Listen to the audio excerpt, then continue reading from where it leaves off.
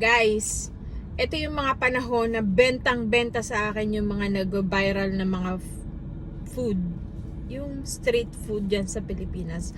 Although, hindi ako palakain ng yung mga street foods. No, hindi ako palakain nun. Ako, batang Quiapo ako. Hindi ako lumaki sa Quiapo ha. Pero, yun yung church ko talaga. Yung Quiapo.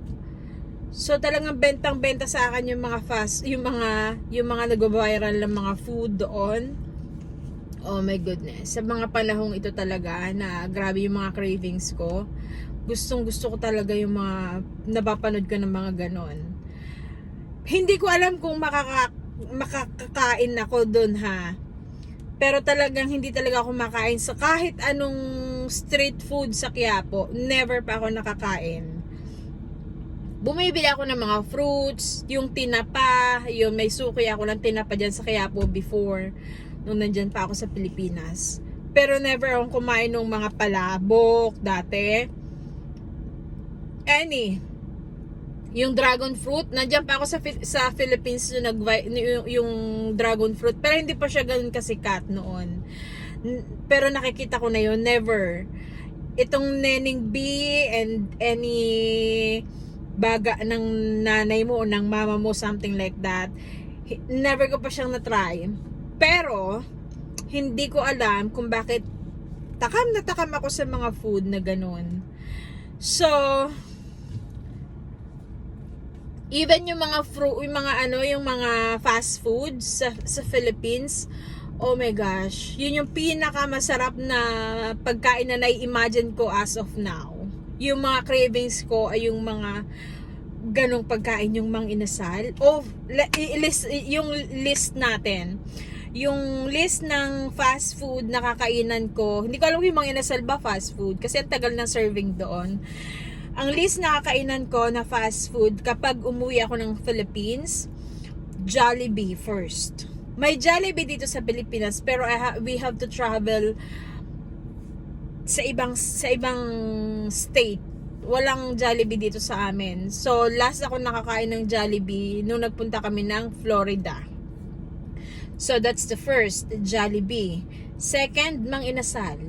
I really love Mang Inasal talaga. Yung only rice nila tapos yung chicken, yun, I like it. And then yung Goldilocks na ano ba to? Yung Goldilocks na kaldereta, yun, that's my favorite. Next, yung Goldilocks pa din pero ano siya, sinigang, yung belly, bangus belly. Yeah, that's my third.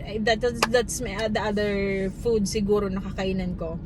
Tapos yung na-disappoint ako before, yung nag-viral ko na post about sa seafood pier sa SM Mega Mall, yung sa ano nila sa food court. Actually favorite ko talaga yon. Lagi akong kumakain doon. Na-disappoint na ako kasi yung serving nila that time, oh my goodness. Iilang peraso lang talaga. Tapos yung basta, so nag-viral yun until now, nag-views pa din yun actually. Siguro yun yung mga kakainan ko na mga fast food pag umuwi ako ng Philippines. Kailan kaya yun? Siguro 2028. Charot. So baka 2028. So let's see. Kayo, list nyo yung mga fast food na kakainan ninyo pag umuwi kayo ng Philippines. Sige nga guys, i-list nyo dyan down below sa comment section. Try natin kung pareho tayo. So yun lang. Cravings pa more. Bye bye.